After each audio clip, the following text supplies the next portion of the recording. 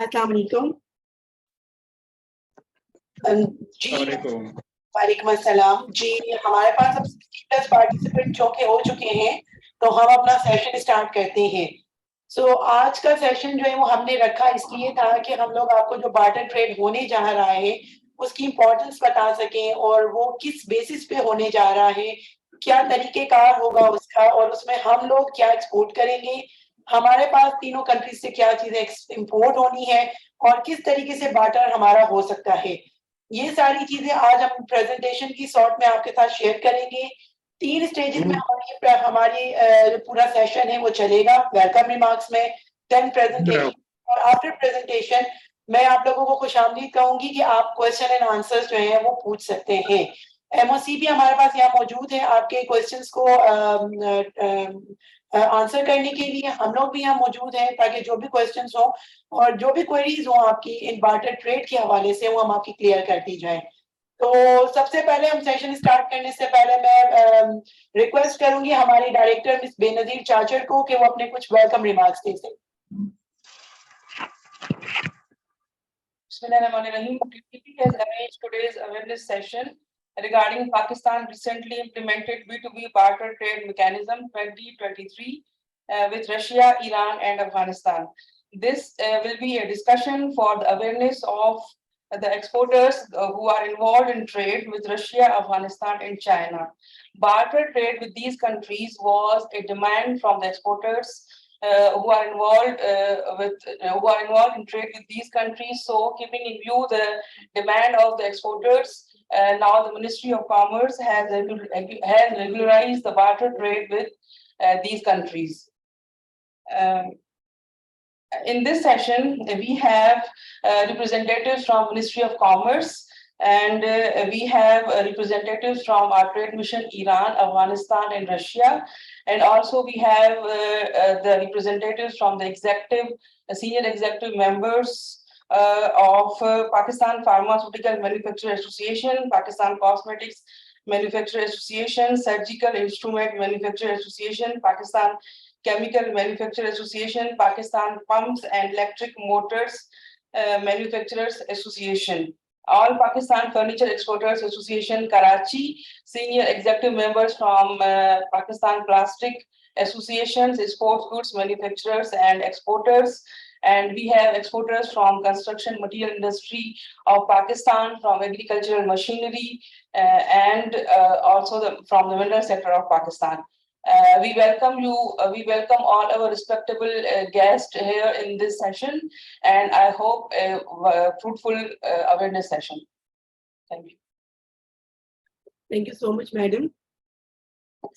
Madam की presentation के बाद मैं रिक्वेस्ट करूंगी mister Umar Bajwa who is assistant director Lahore के वो एक प्रेजेंटेशन फॉर्म में हमें पूरा ब्रीफ कर दे कि ये बार्टर सिस्टम मैकेनिज्म जो होगा वो किस तरीके से होगा और कैसे हम इसको लेकर जा सकते हैं आगे की तरफ। Over to you Umar. Thank you very much miss Sana. मुझे अलाउ कर दें share screen. It's already shared. Okay great.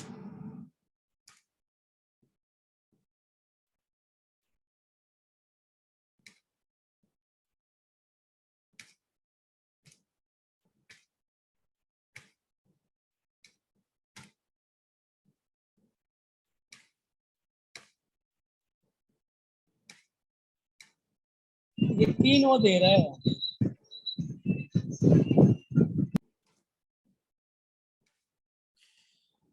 Assalamu alaikum dear participants. My name is Umar Hassan Bajwa. I am an assistant director in Trade Development Authority of Pakistan.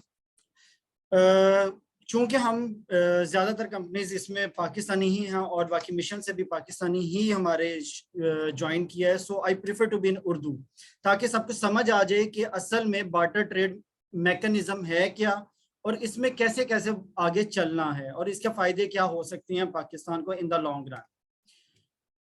सबसे पहले scheme of the presentation, इसमें शुरू में थोड़ा सा purpose वगैरह बताया जाएगा कि बार्टर ट्रेड मैकेनिज्म क्यों लाया गया, फिर उसके कुछ सेलिएंट फीचर्स पे बात की जाएगी, कस्टम प्रोसीजर्स को डिस्कस किया जाएगा, इसका स्कोप कहाँ कहाँ पे है और कुछ important points regarding the B2B barter trade mechanism.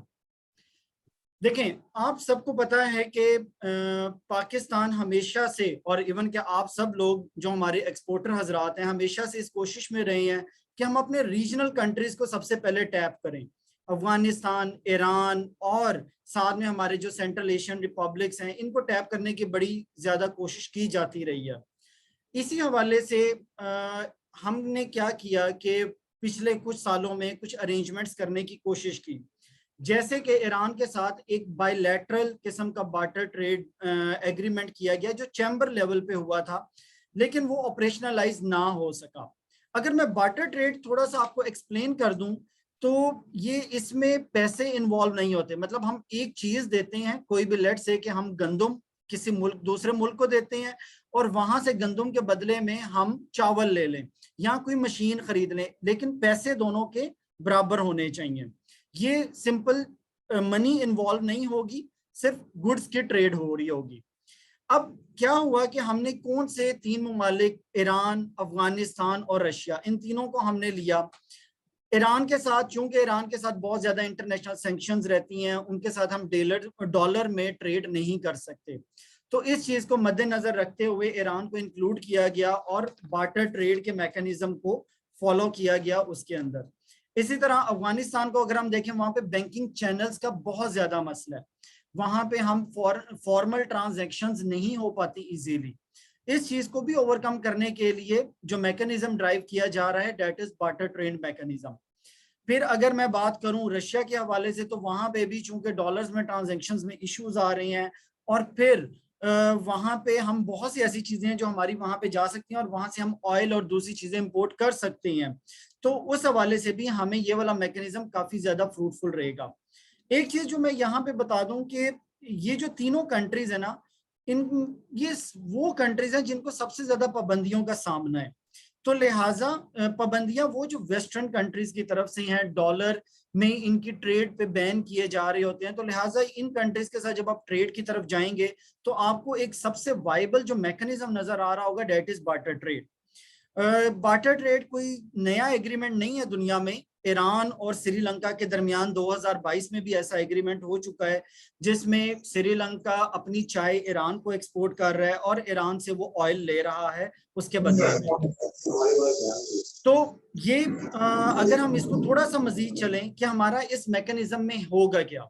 इस मैकेनिज्म में हमारे पास एक कलेक्टर कस्टम्स जिसकी जुरिस्डिक्शन है, फॉर एग्जांपल अगर हम अफगानिस्तान से तोरखम के रास्ते से जा रहे हैं तो वहां पे मौजूद जो कलेक्टर कस्टम्स है वो ऑथराइजिंग बॉडी होगी बार्टर ट्रेड को ऑथराइज करने के लिए, मतलब वो ऑथराइज करेगा लोगों को। इसी तरह अगर मैं ईरान की तरफ बात करूं तो हमें वहां पे जो हमारा कलेक्टर कस्टम जिसकी टेरिटोरियल जुरिस्डिक्शन होगी, वो बंदा वहां पे ऑथराइजिंग बॉडी होगा कि वो ऑथराइज करेगा कि भाई ये कंपनी, ये एक्सपोर्टर बार्टर ट्रेड कर सकता है या नहीं कर सकता। अब इसमें एलिजिबिलिटी देखें तो स्टेट ओन्ड एंटरप्राइजेस तो एक तरफ, लेकिन आज का सेशन हमारा प्राइवेट पार्टीज के लिए था। प्राइवेट पार्टीज वो तमाम प्राइवेट पार्टीज जो रजिस्टर्ड हैं पाकिस्तान सिंगल विंडो के साथ, एफबीआर के साथ, और उनकी valid import export contract registration है वीबॉक के साथ, वो सब लोग इस बार्टर ट्रेड मैकेनिज्म से फायदा उठा सकते हैं। इन अदर वर्ड्स अगर मैं कहूं तो हमारे जो आम नॉर्मल एक्सपोर्टर हैं वो सब इससे फायदा उठा सकते हैं।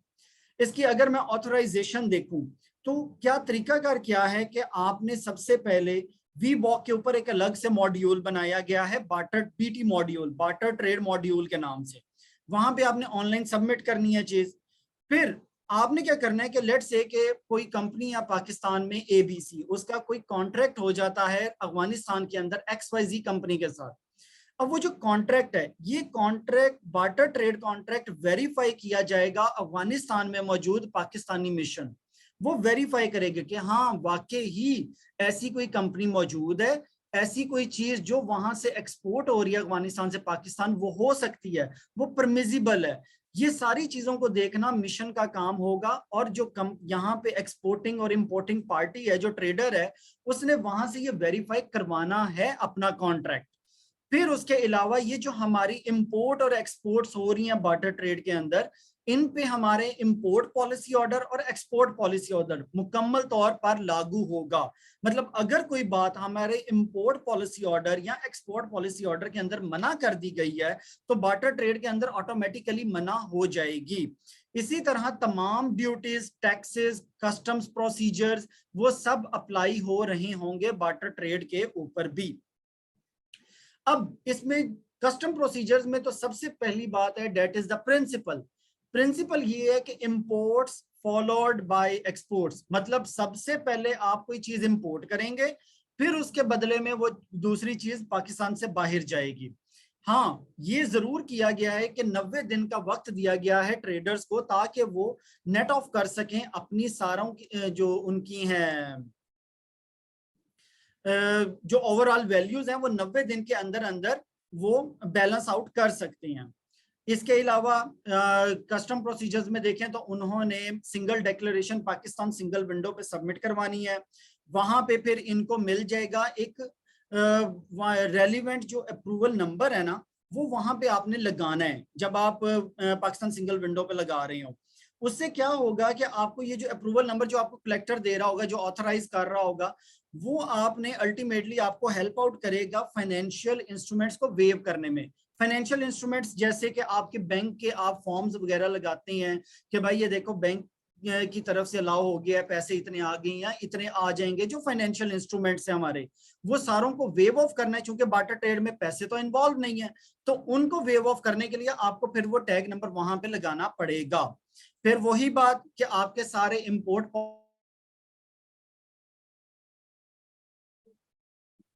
के ऊपर तमाम के तमाम जो गुड्स हैं उनके ऊपर ड्यूटीज, टैक्सेस और फीस अप्लाई होगी। और इसके अलावा गवर्नमेंट की कुछ स्कीम्स चल रही होती हैं, एक्सपोर्ट फैसिलिटेशन स्कीम्स या कोई कंसेशन चल रहा है गवर्नमेंट का, वो बार्टर ट्रेड के ऊपर अप्लाई हो रहा होगा, उसके लिए अवेलेबल होगा।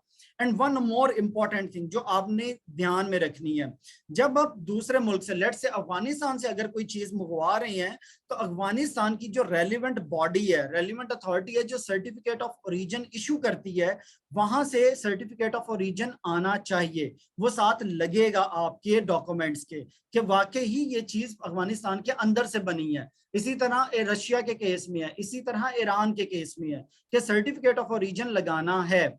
और ये जो ऑथराइजेशन कलेक्टर कस्टम कर रहा होगा that will be for 1 year. अब मैं इसको थोड़ा सा एक्सपेंड करूं इसके स्कोप को, तो ये जो स्कोप है इसका that is on Iran, Afghanistan and Russia. हमारा जो SRO इशू हुआ है उसमें 4 पार्ट्स हैं। वो पार्ट्स में पहला पार्ट डील करता है वो तमाम प्रोडक्ट्स के साथ जिनको पाकिस्तान एक्सपोर्ट कर सकता है अफगानिस्तान, ईरान और रशिया को under this barter trade mechanism. दूसरा पार्ट वो है कि हम अफगानिस्तान से क्या क्या चीजें इंपोर्ट कर सकते हैं। तीसरे पार्ट में हम ईरान से क्या क्या चीजें इंपोर्ट कर सकते हैं। और चौथा पार्ट है कि हम रशिया से क्या क्या चीजें इंपोर्ट कर सकते हैं। थोड़ा सा हम इसको डिटेल में देख लेते हैं।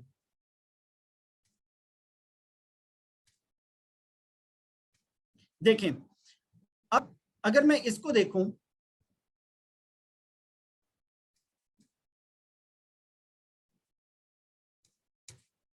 It will be visible I think now. अच्छा, अब मैं इसको देखूं, देखिए हमारा पार्ट वन में वो तमाम चीजें हैं जो पाकिस्तान बार्टर ट्रेड मैकेनिज्म के अंदर एक्सपोर्ट कर सकता है। और इसको थोड़ा सा बड़ा कर दें। ओके,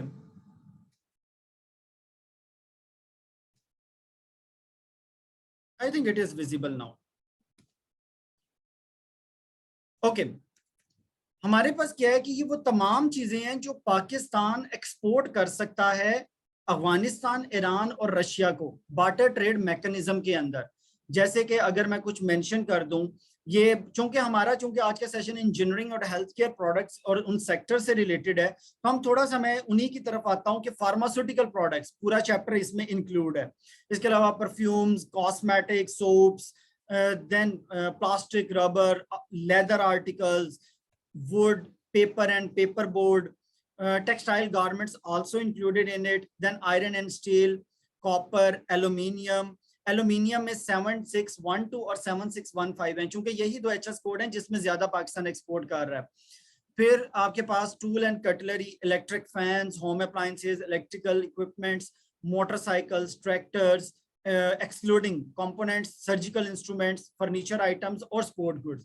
मतलब ये वो तमाम चीजें हैं जो पाकिस्तान से बाहर जा सकती हैं under barter trade mechanism to Afghanistan, Iran and Russia.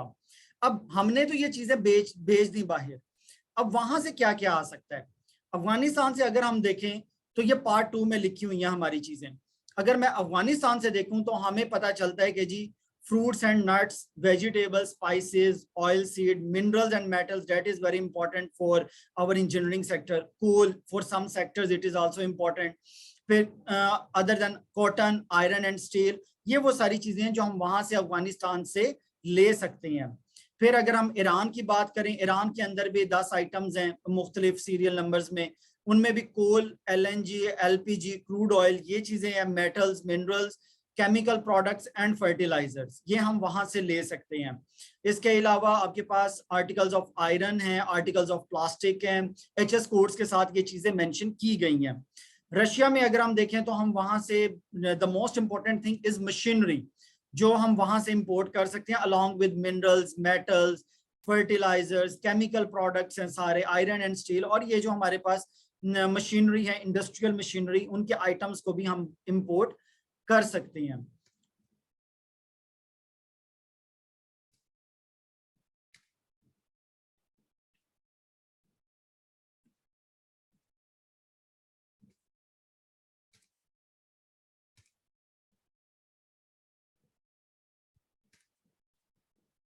Okay, तो अब हम अगर थोड़ा सा आगे चलें तो क्या है कि ये जो बार्टर ट्रेड मैकेनिज्म हुआ है, ये मैकेनिज्म मिनिस्ट्री ऑफ कॉमर्स कभी भी अमेंड कर सकती है, विड्रॉ कर सकती है, इसका थोड़ा पार्ट, आधा या सारे का सारा, ये मिनिस्ट्री ऑफ कॉमर्स के पास इस चीज का राइट मौजूद है। फिर उसके अलावा हम कोई भी रिस्ट्रिक्शन लगा सकते हैं किसी भी कंट्री पे और कमोडिटी के हवाले से, जैसे कि मैंने आपको पहले बता दिया, import policy order, export policy order इस पे इक्वली अप्लाई करेगा होली सोली, तो लिहाजा उसमें कोई भी अमेंडमेंट होती है तो अल्टीमेटली ऑटोमेटिकली वो यहाँ पे भी अप्लाई हो रही होगी। फिर FBR इसकी क्वार्टरली रिपोर्ट सबमिट करवा रहा होगा मिनिस्ट्री ऑफ कॉमर्स को। और हाँ, एक चीज, अगर कोई ट्रेडर बार्टर ट्रेड मैकेनिज्म के साथ वो नहीं चल पाता, जो इसके टर्म्स एंड कंडीशंस हैं, तो उसकी ऑथराइजेशन जो है उसको कैंसिल किया जा सकता है और उसके खिलाफ पीनल एक्शन भी हो सकता है। Thank you very much.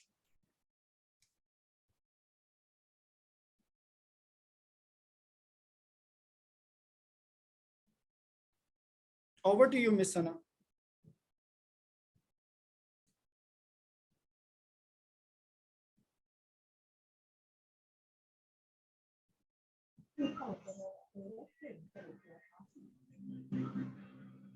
Miss Sana, आपका माइक म्यूट है। Thank you so much Umar for this valuable presentation. अब मैं रिक्वेस्ट करूंगी हमारे जितने भी वैल्यूएबल पार्टिसिपेंट्स यहाँ मौजूद हैं कि अगर उन्हें कोई क्वेरी है, कोई क्वेश्चन है इस बार्टर ट्रेड के हवाले से, तो प्लीज वो हैंड रेज कर लें ताकि हमें उनको अनम्यूट की हम परमिशन देकर उन्हें अलाउ करें। जी, PCMA से जो है वो किसी ने हैंड रेज किया है, तो please unmute your mind and ask the question. अस्सलाम वालेकुम, मैं खान नसीम बात कर रहा हूँ PCMA से। और मेरा पॉइंट ऑफ व्यू ये है कि जो ट्रेड ये SRO इशू हुआ है, इसके बीच में जो लिस्टें बनी हैं उसमें हमारे साथ कंसेंसस क्रिएट किया गया, तो वो विदाउट आवर कंसेंसस बनी है। इसमें हमारी कुछ प्रोडक्ट्स हैं जो कि पाकिस्तान में बन रही हैं, अराउंड 43 प्रोडक्ट्स जो कि अलाउड कर दिया गया है ये ईरान और रशिया से इंपोर्ट के लिए। हमारी ये रिक्वेस्ट थी कि काइंडली इसको रिकंसिडर किया जाए और इन प्रोडक्ट्स को रिमूव किया जाए। मोर ओवर बाकी जो है क्या कहते हैं बार्टर ट्रेड एग्रीमेंट से we are fully support this agreement beside this, और हम जो है जो प्रोडक्ट एक्सपोर्ट करना चाहते थे वो आपने ऑलरेडी इनकॉर्पोरेट की हुई है। Thank you so much. जी, थैंक यू सो मच। कोई क्वेश्चन अगर आपको हमारी लिस्ट के हिसाब से, या कोई और क्वेश्चन है या कोई क्वेरी है जो इस बार्टर ट्रेड मैकेनिज्म के हवाले से आपने पूछना हो मिनिस्ट्री ऑफ कॉमर्स से, या हमारे जो TICs अवेलेबल है ईरान में, अफगानिस्तान में और रशिया में उनसे, या MOC से या हमसे, सो प्लीज वो पूछिए। और जिसने क्वेश्चन पूछ लिया प्लीज वो लोअर कर ले अपना हैंड ताकि हमें आइडिया हो कि और कौन कौन है। जी यहाँ पर कोई MQ के नाम से शो हो रहा है, प्लीज आप अपना माइक अनम्यूट करके क्वेश्चन पूछ लें। अस्सलाम वालेकुम, माय नेम इज़ मुश्तबा कदूस और मैं ऑटो पार्ट मैन्युफैक्चरर को रिप्रेजेंट कर रहा हूँ यहाँ पे बोनसाई के नाम से। I was going through the presentation. Afghanistan के अंदर जब आप लिस्ट डॉक्यूमेंट शो कर रहे थे जिसके अंदर ट्रेड की चीज़ें बता रहे थे कि which things are tradable and which are not, उसके अंदर एक्सक्लूडिंग ऑटो पार्ट्स लिखा हुआ था in chapter 87. Tractors, motorcycles, excluding auto parts. So is that the case? That is my question. I would request कि अगर MOC का answer दे सकें।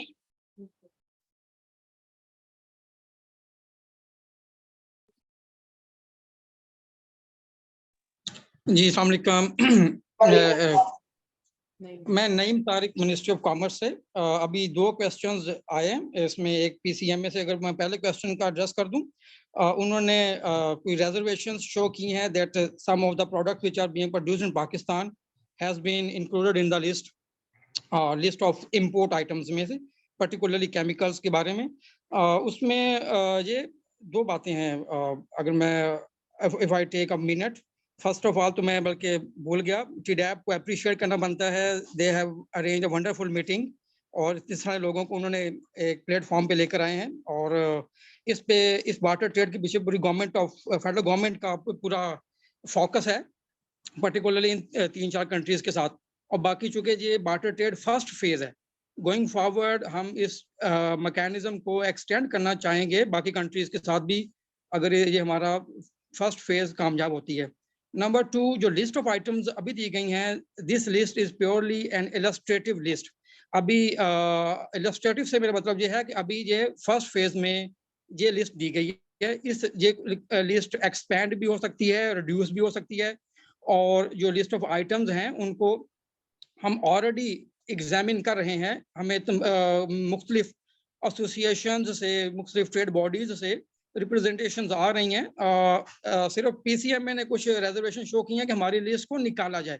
Otherwise हमें जो ज़्यादातर रिप्रेजेंटेशंस आ रही हैं वो लोग हमें रिक्वेस्ट कर रहे हैं कि हमारी आइटम्स को भी एक्सपोर्ट की लिस्ट में डाला जाए, जो उमर ने दिखाया है पार्ट 1 में। तो ये हम जो PCMA के लिए मेरा आंसर ये है कि आप अपनी रिप्रेजेंटेशन, मेरा ख्याल वैसे आ भी चुकी है आपकी तरफ से, हम इन पूरी लिस्ट को दोबारा से री एग्जामिन कर रहे हैं। इन लिस्ट को डाला गया था actually based on Pakistan current import या एक्सपोर्ट का जो हमारा ट्रेंड है। तो ये जो जितनी भी आइटम्स डाली गई हैं, they are being currently imported in Pakistan, और उनकी एक सर्टेन वैल्यू है पाकिस्तान में इंपोर्ट की, जिसका मतलब ये है कि इनकी पाकिस्तान में डिमांड है, इनकी इंडस्ट्री को रिक्वायरमेंट है, इस वजह से इनको बार्टर के अंदर भी डाला गया था। लेकिन जैसे मैंने पहले कहा, लिस्ट को हम री एग्जामिन कर सकते हैं किसी भी स्टेज पे। वो मिनिस्ट्री ऑफ कॉमर्स को फेडरल गवर्नमेंट ने पूरी अथॉरिटी और पावर्स दी हैं। नंबर 2, ऑटो पार्ट्स की तरफ से एक क्वेश्चन था कि आपने ऑटो पार्ट्स को एक्सक्लूड किया है एट दिस स्टेज। चूंकि दिस इज ट्रू कि अभी इस स्टेज पे सिर्फ मोटर बाइक्स, मोटरसाइकिल्स और ट्रैक्टर्स को इंक्लूड किया गया है। बाकी जो ऑटोमोबाइल्स हैं उनको एक्सक्लूड किया गया है, और सिमिलरली जो ऑटो पार्ट्स हैं उनको भी एट दिस स्टेज एक्सक्लूड रखा गया है। लेकिन अगर वो समझते हैं कि इन कंट्रीज में उनकी मार्केट है और उनके लिए पोटेंशियल है to expand in this countries auto parts के सेक्टर में, तो वो मैं रिक्वेस्ट करूंगा कि वो अपने एसोसिएशन के प्लेटफॉर्म से अगर एक रिप्रेजेंटेशन हमें भिजवा दें। हम एक इस प्रोसेस को स्टार्ट किया हुआ है, हम हमारी लिस्ट को री एग्जामिन कर रहे हैं। Thank you so much sir. जी बशीर आगाई साहब, मैं आपसे रिक्वेस्ट करूंगी कि प्लीज अनम्यूट करके आप क्वेश्चन पूछें। जी बशीर आग बेटा से आपसे मुखातिब हूँ सर। मेरा आपसे एक सादा सा क्वेश्चन है कि ईरान से बतौर आपके प्रेजेंटेशन के पहले हम इंपोर्ट करेंगे, फिर उसके अगेंस्ट हम जाकर एक्सपोर्ट करेंगे। अगर कोई भी प्रोडक्ट, ईरानी प्रोडक्ट में ईरान से इंपोर्ट करता हूँ, उसको मैंने मूवमेंट देनी है पाकिस्तान के मुख्तलिफ प्रोविंसेस या मुख्तलिफ मार्केट में जहाँ पर मेरे वेयर हाउसेज होंगी, तो इस दौरान रास्ते में हमें बहुत ज़्यादा रुकावटें पेश आती है। इसके लिए आपकी डिपार्टमेंट ने क्या कोई ऐसे मैकेनिज्म डेवलप किया है कि गवर्नमेंट के कंसर्न डिपार्टमेंट्स उन प्रोडक्ट के ऊपर हमें तंग ना करें? इसमें मैं मैडम मैं आई आंसर दिस? चूंकि जो कंसर्न रेज किया गया है बलोचिस्तान से हमारे दोस्त की तरफ से, वो एक्चुअली जो करंट सिनेरियो है ट्रेड का उस वजह से है, चूंकि एलिगेशंस होती हैं कि may be these products are being smuggled from Afghanistan and Iran. तो अगर आप बार्टर पे आएंगे तो since barter is recognised as a legal and formal channel, और इस पे पूरी, जैसे मैं पहले बर्स किया है, पूरी फेडरल गवर्नमेंट का पूरा इसके ऊपर पीछे वजन है, पूरी फेडरल गवर्नमेंट ने इसको अप्रूव किया है। तो आपको बॉर्डर्स के ऊपर भी और इनलैंड ट्रांजिट के ऊपर भी कोई प्रॉब्लम नहीं होगी। सिर्फ आपके साथ जो ट्रेड का डॉक्यूमेंट है, जैसा कि उमर ने भी अपनी प्रेजेंटेशन में बताया कि ये प्रोसीजर बहुत ही सिंपलीफाइड है। आपके पास चंद एक डॉक्यूमेंट्स होने चाहिए। बार्टर के लिए आपके पास एक वैलिड कॉन्ट्रैक्ट होना चाहिए, और दूसरा ये है, शायद उमर ने इसको हाईलाइट किया या नहीं, आपको जैसे बाकी कस्टम प्रोसीजर्स में आप जीडी फाइल करते हैं, यहाँ पर भी आपको जीडी फाइल करनी पड़ेगी। तो आपका जो जीडी है और आपका जो बार्टर ट्रेड का जो कॉन्ट्रैक्ट है, that would be a sufficient evidence to prove the ownership and legality of the products। अगर आपके पास ये दो चीजें होंगी, पूरे पाकिस्तान में किसी जगह पर भी आपको कोई बंदा डिस्टर्ब या तंग नहीं करेंगे।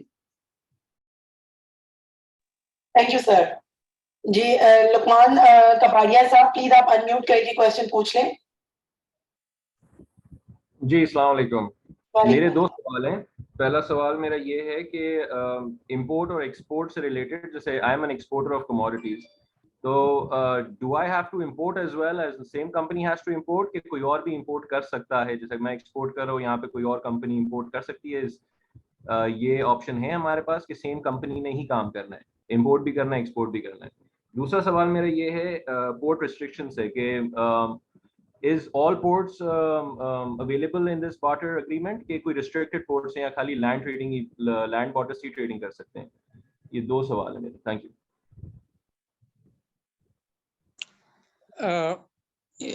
Madam, may I answer this? Please answer the question. अगर हम जितने भी क्वेश्चंस आ रहे हैं, अगर मैं उसको विदाउट सीकिंग परमिशन मैं आंसर करता रहूं तो विल इट बी ओके? जी जी, please go ahead. Okay right. पहला क्वेश्चन था उनका कि मुझे एक्सपोर्ट के साथ इंपोर्ट भी करना पड़ेगा। तो एक्चुअली जो बार्टर का मैकेनिज्म ये है कि जो भी ट्रेडर ट्रेड कर रहा है उसको नेट ऑफ करना है वैल्यूज को, जैसे उमर ने अपनी प्रेजेंटेशन में बताया है। तो आप नेट ऑफ तभी करेंगे जब अगर आप एक्सपोर्ट के अगेंस्ट इंपोर्ट कर रहे हैं, नंबर वन। नंबर टू, इसके लिए फ्रंट पे जो हमारे पास जो कंपनी जो रिस्पॉन्सिबल होगी for netting of the values, वो तो एक कंपनी होगी, लेकिन आपके साथ आपके बैक एंड पे बेशक आप 10 कंपनियां साथ में मिला लें, जो आपके साथ मिल करके आप एक्सपोर्ट कर रहे हैं, और जो वैल्यू जो चीज़ आप इंपोर्ट कर रहे हैं वो आप अपने नाम पे इंपोर्ट करके आगे सप्लाई करें मार्केट में, या दूसरी कंपनीज को सप्लाई कर सकते हैं। तो इस वजह से ये इंपोर्ट एंड एक्सपोर्ट दोनों को एक साथ रखा गया है। इसी सूरत में ये बार्टर होगा, नंबर वन। नंबर टू, अगर बिगिनिंग में शायद उमर ने बताया है कि ये वाला mechanism is only to complement the already existing traditional trade patterns, और ये ट्रेड की हमारी फॉर्मेलिटीज होती हैं। अगर आपको ट्रेड करने में, एक्सपोर्ट करने में प्रॉब्लम्स नहीं हैं, if you can trade in the normal course of things, तो आप उसमें आपको बार्टर में आने की जरूरत नहीं है, आप उसमें ट्रेड कर सकते हैं। बार्टर में जब आप आएंगे, ये तो एक कॉम्प्लीमेंट किया गया है कि जो हमारे नेबरिंग कंट्रीज के साथ जो डिफिकल्टीज हैं ट्रांजैक्शंस में, उसको कॉम्प्लीमेंट करने के लिए, तो लिहाजा आपको फ्रंट पे रिस्पॉन्सिबिलिटी एक कंपनी को लेनी पड़ेगी। आपके साथ जितने मर्जी कंपनी शामिल हो सकती हैं।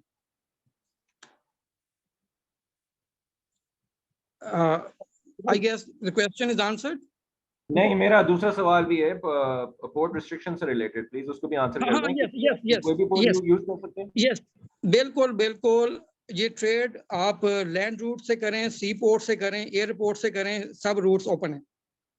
ठीक है, सही, thank you. Thank you. So are you clear, Mr. Lukman Kabadia? जी ma'am, I am clear, thank you very much. Okay, thank you. So Ashik Ali साहब, please unmute your mic और question आप पूछ सकते हैं।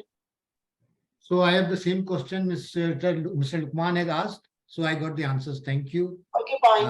Lower your hand, please. The port restriction, the net offing, the same company or it could be another company. So I got the answers. Thank you so much. Right, no issues.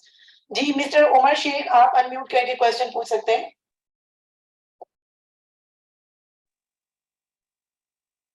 जी आप here Umar जी अकरम है। जी जी please. Thank you madam. मेरा ये question है कि हम we are entrepreneurs और हम इसमें प्लास्टिक पैकेजिंग में, फ्लेक्सिबल पैकेजिंग में डील करते हैं और हम ऑलरेडी इंपोर्ट करते हैं गल्फ कंट्री से, लाइक दुबई और सऊदी अरेबिया। तो सेम प्रोडक्ट वो ईरान भी बनाता है ना, लाइक आपने पेट्रोलियम प्रोडक्ट्स की उमर साहब ने अभी प्रेजेंटेशन में मेंशन किया था।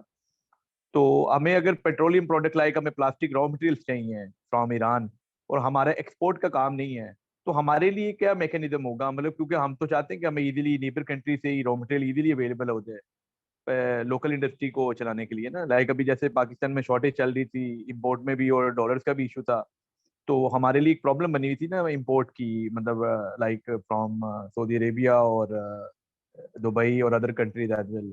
तो हम तो चाहते हैं कि नीबर कंट्री से हमें रॉ मटेरियल इजी अवेलेबल हो जाए लाइक ईरान से। तो उसके लिए क्योंकि हमारा तो कोई एक्सपोर्ट बिजनेस नहीं है, तो हम फिर बैटर ट्रेड में किस तरह से, मतलब क्या मैकेनिज्म हमारे लिए बनेगा? हमें तो रॉ मटेरियल चाहिए नीबर कंट्री से, तो इसके लिए प्लीज मुझे थोड़ा गाइड कर दे।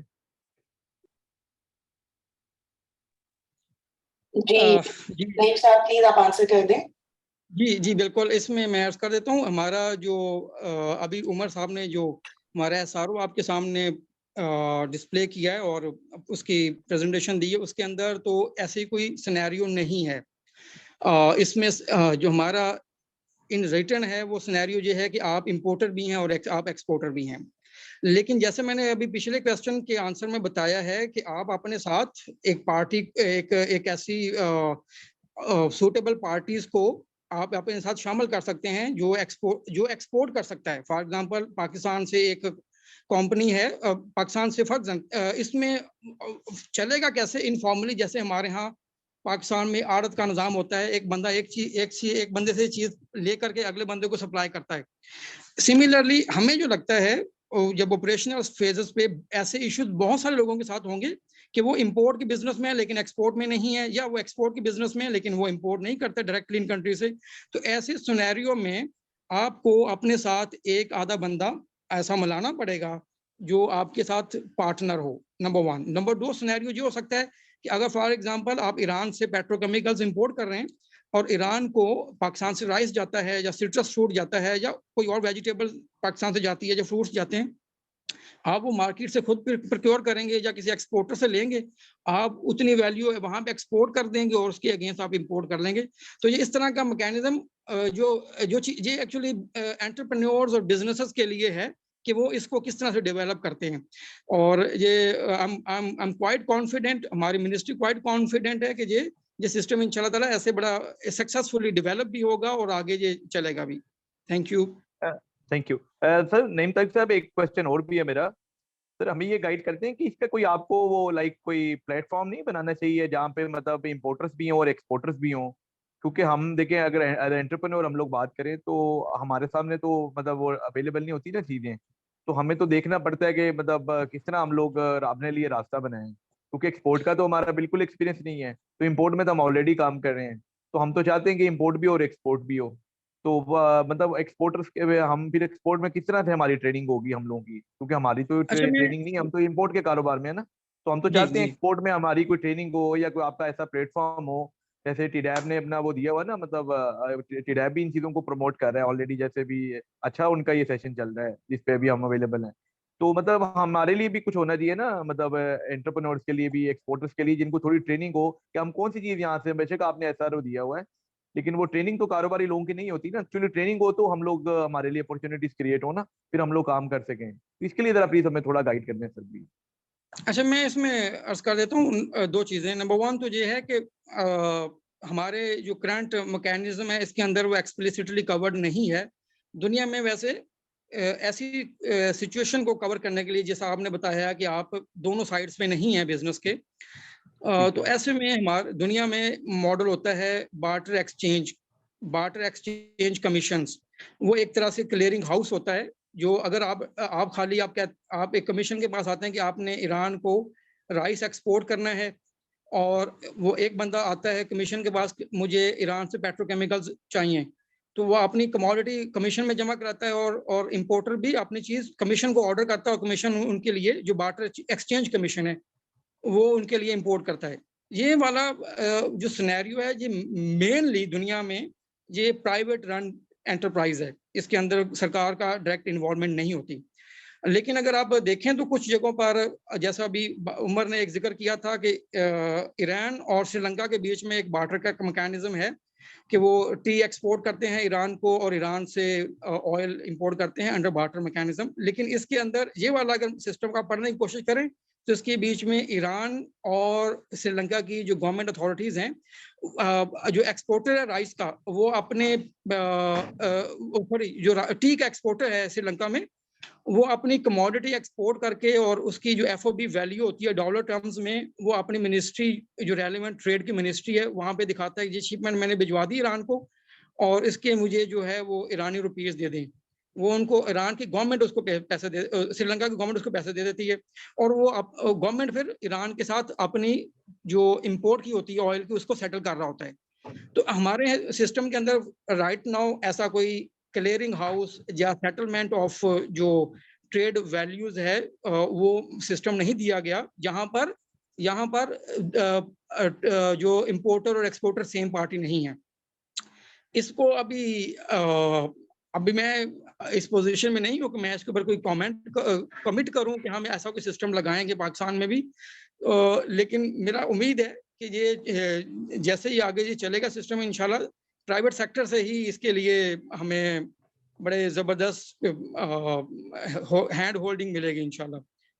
और बाकी जो ट्रेनिंग की बात है इसमें टी-डैप जैसा कि आज फर्स्ट सेशन कर रहे हैं, बड़ा वंडरफुल सेशन अरेंज किया टी-डैप ने, तो टी-डैप से हम रिक्वेस्ट करेंगे कि वो इस तरह के जो सेशंस हैं इसको एक्सपैंड भी करें और जो हमारी ट्रेडेबल कमोडिटीज हैं उसमें भी वो हमारे एंटरप्रेन्योर्स को गाइड कर लें। Thank you sir. मैं उमर साहब के सेकंड क्वेश्चन का आंसर करना चाहूंगी जहां पर उन्होंने ट्रेनिंग्स की बात की है, एक्सपोर्ट ट्रेनिंग की बात की। तो टीडीएपी ऑलरेडी हमारा एक प्रोग्राम चल रहा है एनईटीपी के नाम से, नेशनल एक्सपोर्ट ट्रेनिंग प्रोग्राम्स। वो हमारे हर सिटी में मोस्टली हो रहे हैं जहां पर हम एसएमईज को, वुमेन एंटरप्रेन्योर्स को और न्यू एक्सपोर्टर्स को गाइड कर रहे हैं कि आपने किस तरीके से एक्सपोर्ट करनी है। तो उमर साहब आप अगर हमें ईमेल कर दें कि आप कौन सी सिटी से हैं ताकि अगर हमारा कभी वहां पे एनईटीपी प्रोग्राम हो तो हम आपको अपडेट कर सके। जी राना वहीद साहब प्लीज आप अनम्यूट करके क्वेश्चन पूछ लें। जी अस्सलाम वालेकुम। सबसे पहले तो मैं आप सब दोस्तों का शुक्रिया अदा करता हूँ, स्पेशली टीडीपी जाहिद खटक साहब का, जिन्होंने हमेशा से फर्नीचर सेक्टर के लिए बड़े अच्छे ऑनलाइन मीटिंग ऑर्गेनाइज की, जिसमें आज की मीटिंग भी बड़ी अच्छी है।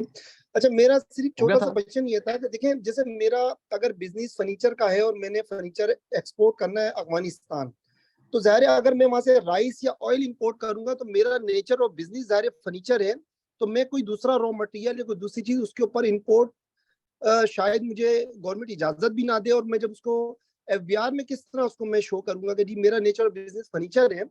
अगर सेम कंपनी कोई दूसरा रॉ मटेरियल मंगा के, जैसे सर ने कहा कि वो किसी और थर्ड पार्टी को सेल कर दे, इसमें हमारे लिए काफी हर्डल्स आ सकती हैं। इसमें अगर सिस्टर कंसर्न कंपनी आप इसमें ऐड करवा दें तो मेरे ख्याल से ज्यादा ये फिजिबल हो सकती है। ये जो आपका जो बार्टर का आइडिया है ये है बहुत अच्छा, बहुत सारे सेक्टर को इससे यकीनन फायदा होगा। लेकिन स्पेसिफिक फर्नीचर को कई ममालिक से ज़्यादा हम फर्नीचर भेज रहे हैं, तो वहां से या तो हम रॉ वुड मंगा सकते हैं या रॉ मटेरियल मंगा सकते हैं, वो तो चले एक्सचेंज हो सकता है। इनकेस अगर उस ममालिक में ये ऑप्शन मौजूद ना हो तो हमारे पास फिर ये सहूलियात को यूटिलाइज करने का ऑप्शन हमारा ज़ाया हो जाएगा। इसमें अगर सिस्टर कंसर्न कंपनी आप सिर्फ ऐड कर दें तो थर्ड पार्टी इंपोर्टर को हम ऐड करके एक्सचेंज को हम वो करवा सकते हैं। ये मेरा थोड़ा सा एक वो था।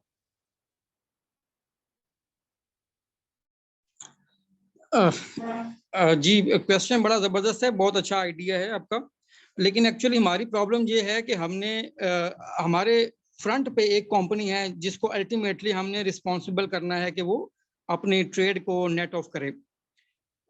इसमें आपका जो ये वाला कंसर्न है कि आपका नेचर ऑफ बिजनेस डिफरेंट है और आप एक डिफरेंट चीज़ इंपोर्ट कर रहे होंगे अपनी एक्सपोर्ट के अगेंस्ट, ये वाला इशू नहीं आपको आएगा। इसके लिए रेस्ट अश्योर, चूँकि हमने ऐसी कोई कंडीशन नहीं डाली कि अगर आप फर्नीचर के मैन्युफैक्चरर हैं तो आप सिर्फ रॉ वुड या टिम्बर ही इंपोर्ट कर सकते हैं, ऐसी कंडीशन नहीं है। आप फर्नीचर एक्सपोर्ट कर रहे हैं, आप फर्नीचर के अगेंस्ट जितनी भी आइटम्स दी गई हैं लिस्ट के अंदर, आप उनमें से कोई भी आइटम इंपोर्ट कर सकते हैं। लेकिन जो सिस्टर कंसर्न का इशू है वो हम देख सकते हैं कि उसको सिस्टर कंसर्न को और पेरेंट कंपनी को किस तरह से फिर हम रिस्पॉन्सिबल बनाएं, उनको बाउंड करें कि वो नेट ऑफ करें। This could be a thing that we would need to consider. Thank you. Thank you, sir. जी शफीक साहब आप अनम्यूट करके क्वेश्चन पूछ लें।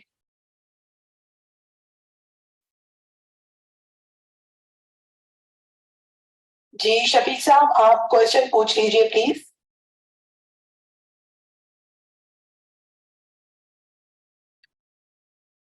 मोहसिन आप क्वेश्चन पूछ लीजिए स्पोर्ट्स गुड से। जी अस्सलाम वालेकुम।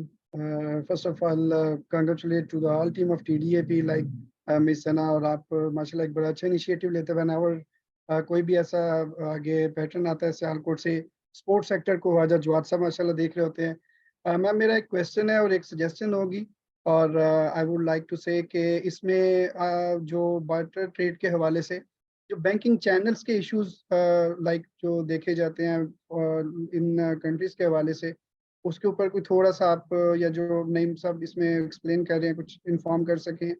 और सेकेंडली अभी मैं देख रहा था काफ़ी डिस्कशन हो रही हैं अवेयरनेस सेशन और इन चीज़ों के हवाले से, तो I would like to more than welcome to the PSGMEA Pakistan sports good association कि वहाँ पे अगर TDAP ऐसा कोई सेशन रखना चाहता है स्पोर्ट्स सेक्टर के हवाले से तो मोर देन वेलकम।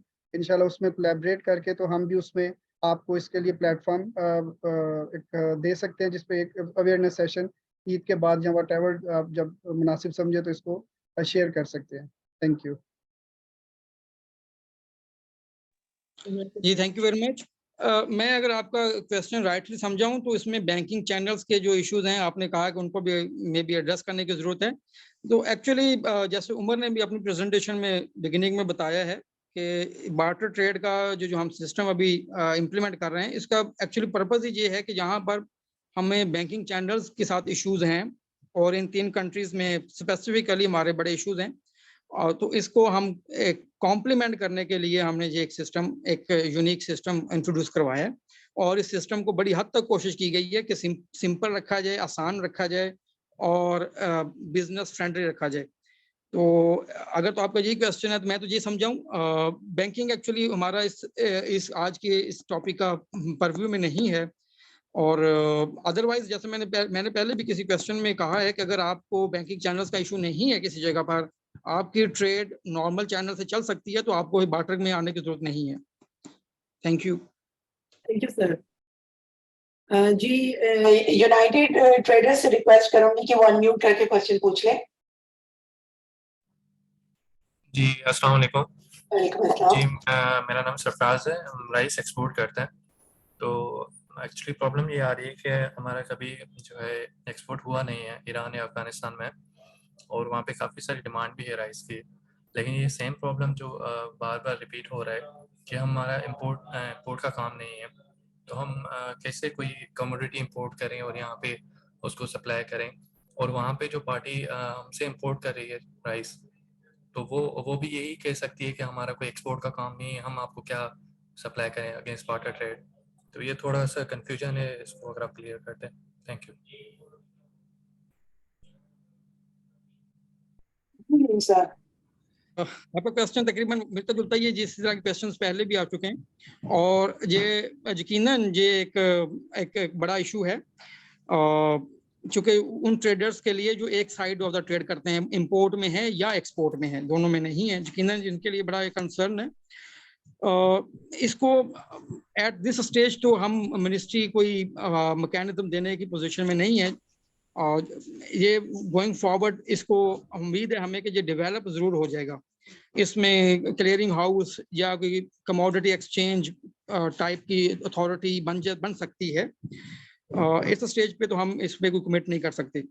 बाकी जो आपका जो काउंटर पार्ट है अफगानिस्तान के अंदर, वो यकीनन जब आपसे राइस इंपोर्ट कर रहा होगा तो वो आपको कोई चीज़ बदले में भिजवा देगा, वो आप ज़रूर कर सकते हैं। जैसे मैंने पहले भी कहा आप अपने साथ एक पार्टी को मिलाएं, 2 पार्टीज को मिलाएं जिनकी रेगुलर अफगानिस्तान से कुछ चीज की इंपोर्ट है। अफगानिस्तान की लॉन्ग लिस्ट ऑफ आइटम्स हैं जो हम अफगानिस्तान से इंपोर्ट कर सकते हैं। सेकेंडली, बाकी जो जैसा कि मैंने कहा पहले भी कहा है, at the cost of repetition मैं कह रहा हूँ कि अगर आप नॉर्मली ट्रेड कर सकते हैं, आपको किसी किस्म का इशू नहीं है कोई बैंकिंग का या बाकी पेमेंट्स का, तो आप बार्टर के बाहर रहकर भी ट्रेड कर सकते हैं। Thank you. Thank you sir. जी काशान अहमद साहब प्लीज अनम्यूट करके क्वेश्चन पूछ लें। Thank you for the opportunity. Actually, we are into import and export business. Just wanted to know कि जो हम यहाँ पे दो commodities की बात कर रहे हैं import या export के हवाले से, उसकी value assess किस तरह होगी? Let's say अगर मैं 1 किलो गंदम बेचना चाहता हूँ जो कि फॉर एग्जांपल 100 रुपए की है और इंपोर्ट करना चाहता हूँ चावल जो कि 130 रुपए का है, तो उसकी असेस्ड वैल्यू किस तरह डिक्लेयर करेंगे हम? और इसका कोई मैकेनिज्म डिवाइस हुआ है हमारी तरफ से, पाकिस्तान की तरफ से, जिसको देखते हुए हम उसको रिजॉल्व कर सकते हैं? ये बहुत अच्छा क्वेश्चन है जी। और बार्टर के अंदर ये $1 मिलियन क्वेश्चन होता है। सबसे ज्यादा डिफिकल्टी एक्चुअली वैल्यूएशन की ही होती है कि कमोडिटीज जो एक्सचेंज हो रही हैं उनकी वैल्यूज बैलेंस हो। अच्छा, इसके लिए हमारे सिस्टम के अंदर हमने वर्ड यूज किया है असेस्ड वैल्यू। तो जब आप असेस्ड वैल्यू जो कस्टम्स के, जो आप लोग कस्टम्स के साथ डील करते हैं इंपोर्ट एक्सपोर्ट पे, तो वो आप जो भी वैल्यू डिक्लेयर करें, लेकिन कस्टम्स का जो अप्रेजमेंट डिपार्टमेंट है, उनके जो अप्रेजमेंट के ऑफिसर्स हैं, वो अपने तौर पर उसकी वैल्यू की असेसमेंट करते हैं, और अगर उनको डाउट हो तो वो उनका डिपार्टमेंट ऑफ वैल्यूएशन भी है। तो आपका जो क्वेश्चन था उसको एड्रेस ऐसे किया जाएगा। 2 स्टेजेस पे आपने कस्टम्स के रेलेवेंट ऑफिसर को अप्रोच करना है। नंबर 1, जब आपने इंपोर्ट और एक्सपोर्ट ऑथराइजेशन के लिए अप्लाई करना है, आप फॉर एग्जांपल अप्लाई कर रहे हैं, मैं फॉर द सेक ऑफ सिर्फ क्लैरिटी के लिए एक एग्जांपल ले लेते हैं। अगर आप कलेक्टर को किसी जगह पे अप्लाई करते हैं, आप अप्लाई कर रहे हैं कि आपने फुटवेयर के आप एक्सपोर्टर हैं और आपने फॉर एग्जांपल रशिया से मशीनरी इंपोर्ट करनी है, टेक्सटाइल की मशीनरी, तो आपका 2 स्टेजेस पे आप जाएंगे कस्टम्स के पास। नंबर 1, जब आप ऑथराइजेशन लेने के लिए आपने कहा कि मुझे $1 मिलियन की इंपोर्ट ऑथराइजेशन दें, कि मैंने $1 मिलियन की इंपोर्ट करनी है, that is the value of a machinery that you are importing from Russia, और आप इसके मुकाबले में $1 मिलियन के फुटवेयर, शूज वगैरह एक्सपोर्ट करेंगे। आप एक वैल्यू आपने डिक्लेयर की है, लेकिन जब कस्टम्स का अफसर आपको ऑथराइजेशन अलाउ करेगा तो वो इन वैल्यूज को असेस करेगा कि क्या एक पेयर शूज जो है जिस तरह से आपने कैलकुलेट किया है यही वैल्यू है, ये ओवर वैल्यू तो नहीं है, या अंडर वैल्यू तो नहीं है। तो वो दोनों कमोडिटीज को, एक्सपोर्ट की भी और इंपोर्ट की कमोडिटी को भी वैल्यूएशन खुद से करेंगे अपने, जो उनका इंटरनल मैकेनिज्म्स होते हैं। नंबर 1। नंबर 2, जब आपको ऑथराइजेशन मिल गई और आपने एक्चुअली इंपोर्ट और एक्सपोर्ट की है, तो जब आप जीडी फाइल करेंगे, आप डिक्लेयर करेंगे कि आउट ऑफ $1 मिलियन जो मेरा एक कंटेनर जा रहा है जो $2 लाख का है, और ये एक्सपोर्ट की पहली मेरी कंसाइनमेंट है, तो वो again they will assess the values that you have declared in your goods declaration, और वो चेक करेंगे कि आपने वैल्यूएशन ओवर या अंडर तो नहीं है। सिमिलरली वो इंपोर्ट स्टेज पे जब आप इंपोर्ट की जीडी फाइल करेंगे तो वो इंपोर्टेड गुड्स की भी वैल्यू अगेन चेक करेंगे। तो इस तरह से जो वैल्यूएशन है, जो कस्टम्स का जो इंटरनल प्रोसीजर था, वहां से सेटल होंगी, तो उम्मीद है इंशाल्लाह इसमें इश्यूज नहीं आएंगे। इंशाल्लाह ताला। जी आसिफ इकबाल साहब प्लीज अनम्यूट करके क्वेश्चन पूछ लें आप। जी आसिफ इकबाल साहब। जी बहुत शुक्रिया जी। मैं आज जो है कि सारी डिटेल शुरू से देख रहा हूँ, उसमें ये जो इन्होंने वैल्यूएशन के हवाले से बात की है, तो इसमें मेरा ये क्वेश्चन है कि आप इंपोर्ट और एक्सपोर्ट के जो जितनी वैल्यू है, यहाँ अगर वैल्यू असेस कर दी जाती है और दूसरी तरफ से अगर कुछ उसमें मीन लेस क्वांटिटी आ जाती है, उनके पास क्वांटिटी कम है, या आप तो इस तरह का कोई मार्जिन लेने का है मैकेनिज्म, या कि एग्जैक्ट वैल्यूएशन जो आप बार्टर में दे रहे हैं उतनी ही आपने लेनी है, या कुछ अगर कम ले, ज्यादा तो नहीं ले सकते लेकिन कम है तो कम का चांस हो सकता है? और दूसरी जी। बात दूसरी ये कि मैंने स्टार्ट लिया है, कुछ टाइम हुआ है, अभी तक कोई इस हवाले से मैं काम नहीं कर पाया, लेकिन ये जो बार्टर ट्रेड के हवाले से आया तो इसमें मैंने देखा है कि अच्छी कुछ अपॉर्चुनिटीज हैं। तो मेरे पास जो है मैं सर्विसेज में भी काम करता हूँ, लेकिन एफपीआर के साथ मैं इंपोर्ट एक्सपोर्ट के साथ जो है वो रजिस्टर्ड हूँ। बाकी चीजें तो आया कि अगर मैं सर्विसेज और इंपोर्ट एक्सपोर्ट एफपीआर के साथ एससीसीपी के साथ मैं सर्विसेज के हवाले से हूँ, तो इन चीज़ों की कोई रिस्ट्रिक्शन तो नहीं है कि मैं फर्दर एक फ्रीली किसी इंपोर्ट एक्सपोर्ट में जाना चाहूँ तो नहीं जा सकता। मुझे पहले उन चीज़ों को डॉक्यूमेंटेशन को क्लियर करना पड़ेगा, या कि वो उसी तरह ही रहें और मैं नेक्स्ट आगे प्रोसीड करूँ। तो इसके हवाले से क्लियर कर। जी थैंक यू वेरी मच। आपका पहला क्वेश्चन बड़ा ज़बरदस्त है और इसमें मैं अर्ज कर देता हूँ। इसमें हमारे एसआरओ के अंदर हमारा जो मैकेनिज्म है, इसके अंदर एक इनबिल्ट मैकेनिज्म है कि आप 20%, ज़रूरी नहीं है कि आप $100 की चीज़ एक्सपोर्ट कर रहे हैं तो $100 की ही इंपोर्ट करेंगे। आपको ओवरऑल अगर $1 मिलियन की ऑथराइजेशन मिली है जो कि 1 साल के लिए वैलिड है, तो आपने एक्चुअली उसके अंदर लिखा गया है कि आफ्टर एवरी क्वार्टर आपने वैल्यूज को इंटरनली सेटल करना है, नेट ऑफ करना है, और उसके अंदर एक क्वेश्चन है कि इंपोर्ट और एक्सपोर्ट की वैल्यू 20% अबव हो सकती है, मतलब कि ऊपर नीचे हो सकती हैं, लेकिन at the end of year आपको सारी जो कमोडिटी आपकी जितनी भी ऑथराइजेशन है उसको 1 साल के अंदर आपने अलबत्ता सेटल ऑफ करना है। तो इसमें आपके पहले क्वेश्चन का आंसर यही है कि 20% का मार्जिन रखा गया है। आपका जो सेकंड क्वेश्चन था कि आप इसमें जो ट्रेड इन गुड्स की ट्रेड में कब आ सकते हैं, उसके लिए जो कोई फॉर्मेलिटीज हैं सरकार की वो क्या है, तो वो इस एसआरओ की हमारी रिक्वायरमेंट में उमर ने बताया है कि 3-4 रिक्वायरमेंट्स हैं कि आप एफबीआर के साथ रजिस्टर्ड हों, आप पाकिस्तान सिंगल विंडो के साथ रजिस्टर्ड हों, और आपके पास इंपोर्ट और एक्सपोर्ट का कोई कॉन्ट्रैक्ट हो, मतलब कि आपके पास एक काउंटर पार्टी है जो आपके साथ ट्रेड करना चाहती है। तो वो आप किसी भी स्टेज पे कर सकते हैं, आप अभी करें, आप 6 महीने बाद करें, साल बाद करें, जब तक ये वाला एसआरओ इन फील्ड है, आप ये कभी भी ये सहूलत इससे फायदा उठा सकते हैं। थैंक यू, बहुत शुक्रिया जी। ताकि वो साहब आप प्लीज अनम्यूट करके क्वेश्चन पूछ लें। जी थैंक यू वेरी मच। अस्सलाम वालेकुम। मेरा क्वेश्चन ये है कि इसमें टैक्सेस का, इस नोटिफिकेशन में मैंने पढ़ा है टैक्सेस का जिक्र है, तो at the time of JD जब हम फाइल करेंगे तो क्या हमें टैक्सेस में एग्जेम्पशन मिलेगी या हमें टैक्सेस जो है पे करने पड़ेंगे according to the HS code, और फिर वो बाद में रीएडजस्ट होंगे? थैंक यू जी। Thank you very much. आपने बिल्कुल राइटली पॉइंट आउट किया कि एसआरओ के अंदर टैक्सेस का जिक्र है। टैक्सेस आपको बिल्कुल पे करने पड़ेंगे। अगर ये एक रूटीन की नॉर्मल ट्रेड है तो आपको वो जो नॉर्मल ट्रेड में आप जो डॉलर्स में ट्रेड कर रहे होते हैं तो जो टैक्सेस अप्लाई करते हैं असेस्ड वैल्यू के ऊपर, सिमिलरली आपको यहाँ पर भी टैक्सेस पे करने पड़ेंगे। और जैसा उमर ने भी बताया था, लेकिन अगर आप किसी कंसेशनरी स्कीम के अंदर ट्रेड कर रहे हैं, आप इंपोर्टर कम एक्सपोर्टर हैं या डीटीआर या डीएलटीएल या इस तरह की किसी स्कीम में आप ट्रेड कर रहे हैं, तो आपको इंपोर्ट स्टेज पे और एक्सपोर्ट के जो बेनिफिट्स हैं वो आपको मिलते रहेंगे। Right sir. जी सिद्दीक साहब आप प्लीज अनम्यूट करके क्वेश्चन पूछ लीजिए। जी अस्सलाम वालेकुम। जी मैं ये पूछना चाह रहा हूँ। जी सिद्दीक साहब।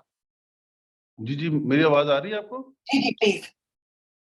जी अभी काफी सारे क्वेश्चन तो ऑटोमेटिकली दूसरे लोगों ने पूछ लिए और आंसर मिल गए हैं। एक चीज जो थी कि जैसे हम राइस मैन्युफैक्चर है, राइस से हम ग्लूकोज और प्रोटीन वगैरह एक्सपोर्ट कर रहे हैं मैन्युफैक्चर करके, तो एज ए मैन्युफैक्चर हम जो प्रोडक्ट हमें अलाउ नहीं है हमारे एफबीआर या सेल टैक्स रजिस्ट्रेशन में, तो वो चीजें हम कैसे, जैसे आपने बोला ना कि दूसरे लोगों को आप मेन पे आप आ जाए, दूसरी कंपनी की कोई दूसरी प्रोडक्ट अपनी एक्सपोर्ट के बदले आप इंपोर्ट कर लें ताकि उसको नेट ऑफ करने के लिए, तो क्या मुझे वो अलाउ किया जाएगा कि जो प्रोडक्ट मेरे डोमेन में नहीं आती मैं वो भी ले सकता हूँ? ये क्वेश्चन है मेरा। जी बिल्कुल बिल्कुल, मैंने जी पहले भी अर्ज किया है कि हमारे इस एसआरओ के अंदर ऐसी कोई कदगन नहीं है कि आप एफबीआर में सेल्स टैक्स में अगर as export manufacturer cum exporter of rice registered हैं तो आप फ्रूट्स एंड नट्स नहीं इंपोर्ट कर सकते, ऐसा इशू नहीं है। आप बिल्कुल अपनी एक्सपोर्ट के अगेंस्ट कोई भी कमोडिटी इंपोर्ट कर सकते हैं। Right sir. जी रहमान साहब प्लीज अनम्यूट योर माइक और क्वेश्चन आप पूछ लीजिए। रहमान फर्नीचर्स।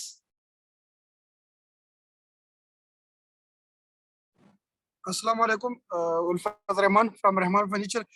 मैडम क्वेश्चन तो बहुत ज़्यादा थी और यानी लोगों ने क्वेश्चन कर लिए, वो समझ आ गई।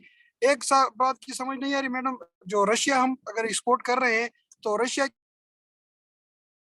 क्लियरिंग एजेंट वगैरह है, तो वो हमें जो प्रॉपर वैल्यू नहीं बताते कि अगर हम यानी फर्नीचर एक्सपोर्ट करते हैं और वहां से हमें लकड़ी, रॉ मटेरियल लकड़ी चाहिए, तो वो हम इंपोर्ट करते हैं, तो इसकी कस्टम वैल्यू और ड्यूटीज टैक्सेस ये क्लियर हमें नहीं बता रहे। वो लोग कह रहे हैं कि आप फर्नीचर भेजें और इधर फिर सामान आएगा, फिर उसके बाद हमें इस पे हम आपको ड्यूटीज वगैरह बताएंगे। तो काइंडली इसके हवाले से जब हम एक्सपोर्ट करते हैं तो वहां से इवैल्यूएशन किस तरह करेंगे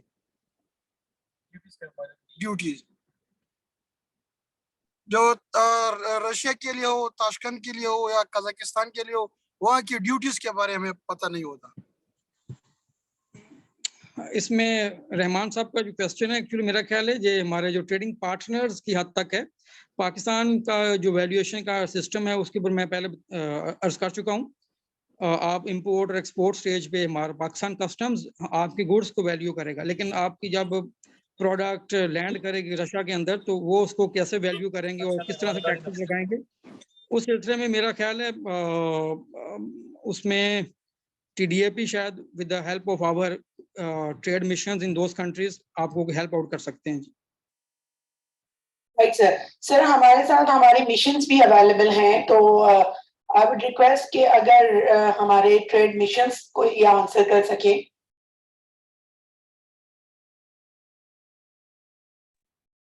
जी अस्सलाम वालेकुम जी, मैं शौकत चीमा बात कर रहा हूँ, minister trade and investment from Russia.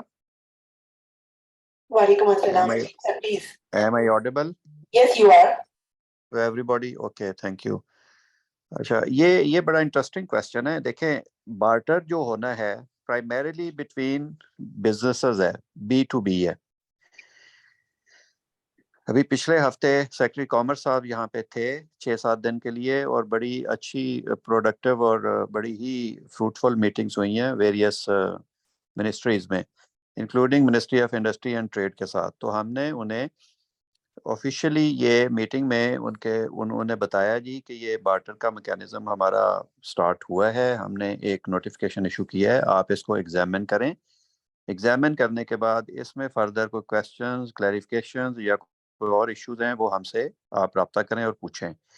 तो हमारी तरफ से तो ये मैकेनिज्म इशू हो गया है, लेकिन जो होस्ट कंट्रीज हैं तीनों ही कह लें, मैं इसके अलावा बाकी 2 कंट्रीज की भी बात हो सकती है, वो भी ये बात मेरे ख्याल में करेंगे कि वहाँ की एक्सेप्टेबिलिटी और वो क्या सिस्टम इंट्रोड्यूस करेंगे, उनके बिजनेसेस इसमें रेडी हैं, किस हद तक रेडी हैं, ये कैसे प्राइस सेटल करेंगे। These all things remain to be seen, क्योंकि ना तो कोई कमोडिटी एक्सचेंज बना हुआ है जैसे पहले नईम तारिक साहब भी बात कर रहे थे, और ना ही कोई ऐसा कोई क्लियरिंग हाउस जैसी चीज़ है कि गवर्नमेंट टू गवर्नमेंट इसको मॉनिटर किया जा सके। तो ये बिजनेस टू बिजनेस ही बेसिकली होना है। ये जो मोहतरम बात कर रहे हैं कि इनके क्लियरिंग एजेंट कह रहे हैं कि हम वैल्यू नहीं बता सकते, तो हमारा तो कस्टम्स कलेक्टर वैल्यूएशन करेगा, तो इनका भी कस्टम डिपार्टमेंट ही मेरे ख्याल में वैल्यूएशन करेगा ना जब सामान यहाँ पे आएगा। हमारी वहाँ से क्या वैल्यू डिक्लेयर होती है, यहाँ क्या वैल्यू आती है, ये तो पूरी दुनिया में ऐसे चलता है कि पाकिस्तान में जो GD फाइल होती है उसकी वैल्यू डिफरेंट होती है। रशिया जब GD आती है तो उसकी वैल्यू जहाँ पे असेसमेंट डिफरेंट से एक्सपोर्ट और इंपोर्ट जो है तो बहुत कंट्रीज की उनका डेटा कभी भी आपस में मैच नहीं करता। तो ये तो it remains to be seen, लेकिन ये हल तलब मसला है, कोई ऐसा नहीं है। हम इस पे बात कर सकते हैं जब ये मैकेनिज्म आगे बढ़ेगा, जब बात चलेगी। तो होपफुली इसमें रास्ते भी निकलेंगे। बाकी अगर इसमें कोई फर्दर क्वेश्चन है तो मुझे बता दें। Very right sir. सो मियां शफीक सर, आप अगर क्वेश्चन पूछ लें, कोई क्वेश्चन जो आपको सर शौकत से पूछना हो रशिया के हवाले से या किसी और को। सर से मेरा यही क्वेश्चन है कि अभी रिसेंटली हमारे 3 कंटेनर रेडी है रशिया के लिए, मॉस्को के लिए, लेकिन ये इसको हम ये मैकेनिज्म सिस्टम पे किस तरह लेकर आए, और उधर की फॉर एग्जांपल हमारे एक कंटेनर की $8,000 है, और वॉइस की जब ब्रेक तीन होगी बीच में। कंटेनर एक्सपोर्ट करते हैं तो इसके जी मोहतरम, मैंने अर्ज किया ना कि ये आपके जो काउंटर पार्ट हैं जिनके साथ आपकी ये डील चल रही है बिजनेस की, वही बेहतर बता सकते हैं ना। आपने आपस में प्राइस सेटल करनी है दोनों ने, कि आपके माल की क्या कीमत है वो आपको पता है, उनके माल की क्या कीमत है। देखिए जब आप नॉर्मल लेन देन किसी से करते हैं तो प्राइस तय करते हैं ना दोनों आपस में। तो जो आपने चीज वहां से लेनी है, जैसे टिम्बर लेना है, various varieties of timber, Russia है तो वास्ट, इनके पास तो बेपनाह वैरायटीज है टिम्बर्स की। तो टिम्बर आपने इनसे लेना है तो टिम्बर की कोटेशंस होती होंगी जो आप इनसे लेते होंगे, या कोई एक प्राइस नेगोशिएशन या सेटलमेंट हो के या माल इंपोर्ट कर सकते, तो नहीं करेंगे। तो ये बीच अच्छा में सर, मेरे ख्याल एक में आपस क्वेश्चन में ही आपने सेटल करना है। एक क्वेश्चन सर जी, इसमें एक और क्वेश्चन बीच में आ गए। मसला ये है कि जो हम उधर एक्सपोर्ट करते हैं, उधर के पार्टी वो भी यानी कोई और नहीं है, हमारा अपना ब्रांच है उधर, मेरे अंकल होते हैं ना, अच्छा, और जो इम्पोर्टर भी आप खुद हैं? जी अंकल है मेरे, और अच्छा वहाँ का जो टेम्बर है वो तो थर्ड पार्टी है ना, उस थर्ड पार्टी अच्छा, से हम इंपोर्ट करते हैं। हाँ ठीक है। तो अगर आपके अंकल यहाँ बैठे हुए हैं तो वो ऑब्वियसली रशियन भी बोलते होंगे, तो उनके लिए तो बड़ा आसान है यहाँ पे लोगों से टिम्बर की प्राइसेस पूछना और निगोशिएट करना। वो तो टेम्पर के साथ बात भी किए हुए है, यानी लकड़ी भी ली हुई है, उसका कोई मसला नहीं है। मैकेनिज्म सिस्टम पे इसको किस तरह लेकर आए, ये बार्टर मैकेनिज्म सिस्टम। सिस्टम मैंने आपसे अर्ज किया ना जी, मैकेनिज्म हमने नोटिफिकेशन इशू किया ना। अब इन गवर्नमेंट्स ने कोई ऐसे रेगुलेशंस या रूल्स या नोटिफिकेशंस अगर बनाए हुए हैं तो फिर उनके बिजनेसेस उसको फॉलो करेंगे ना। हमने इनको लिखा था ये बहुत पहले, ये नोटिफिकेशन इशू होने से पहले, क्योंकि ये जो इस्लामाबाद में इंटर गवर्नमेंटल कमीशन हुआ था ना जी जनवरी में, उसमें हमने बार्टर का एजेंडा में डाला था मिनट्स में। तो फिर मैंने वापस आके इनकी वेरियस मिनिस्ट्रीज को लेटर लिखे थे कि हम आपसे बार्टर की कोई पॉसिबिलिटी एक्सप्लोर करना चाह रहे हैं, तो उसके बारे में हमें कुछ बता दें कि अगर आपके पास कोई सिस्टम है। तो जनाब मैंने अर्ज किया है कि अभी सेक्रेटरी कॉमर्स साहब आए हुए थे यहाँ पे, वो हमारी ministry of industry and trade में उनके फर्स्ट डिप्टी मिनिस्टर के साथ मुलाकात के दौरान हमने उन्हें आपने इस नोटिफिकेशन का बताया है।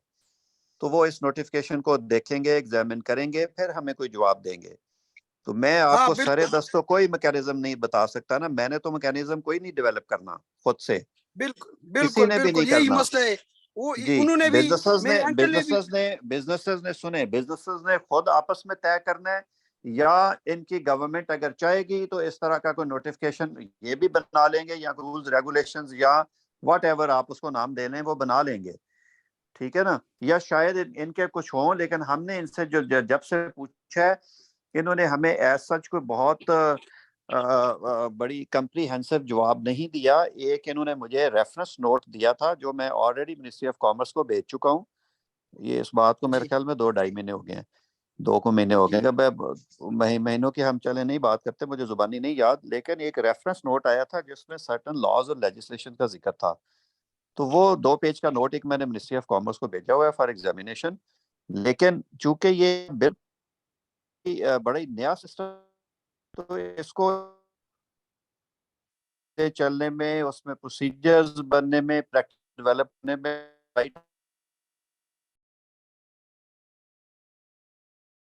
आपकी वॉइस ब्रेक हो रही है।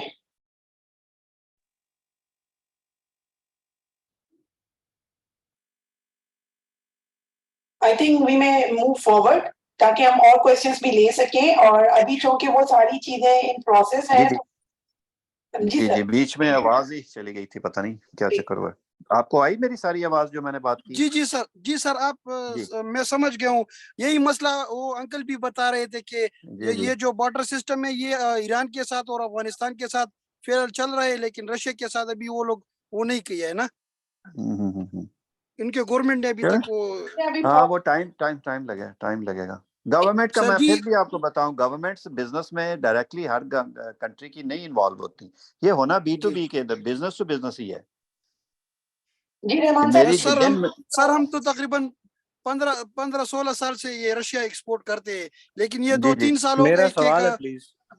जी हम 2-3 साल पे मूव करते हैं क्योंकि और भी क्वेश्चंस अभी आने हैं। सो आई वुड रिक्वेस्ट कि राना भाई साहब please unmute your mic and ask the question. Thank you ma'am. Ma'am मेरा एक क्वेश्चन और था कि जिससे सर ने बात की कि अगर पाकिस्तान में चले हमारा हम इंपोर्ट भी अपने लाइसेंस पे कर लेते हैं, हम एक जनरल लाइसेंस भी ले लेते हैं इन केस पाकिस्तान में, लेकिन जो पार्टी हमारी जो हमसे पाकिस्तान से इंपोर्ट करेगी क्या हमें वो हुई सेम कंपनी हमें एक्सपोर्ट करेगी, या हम ये लाइक अफगानिस्तान से अगर हम एक एक्सपोर्ट करते हैं सेम इंपोर्टर हमें एक्सपोर्ट करेगा, या वहां से हम किसी और इंपोर्टर से एक्सपोर्टर से हम चीज बाय कर सकते हैं? ये थोड़ा सा क्लियर कर दें बस सर। नहीं खान साहब आपसे रिक्वेस्ट करूंगी अगर इसका आंसर कर सके आप। जी thank you very much.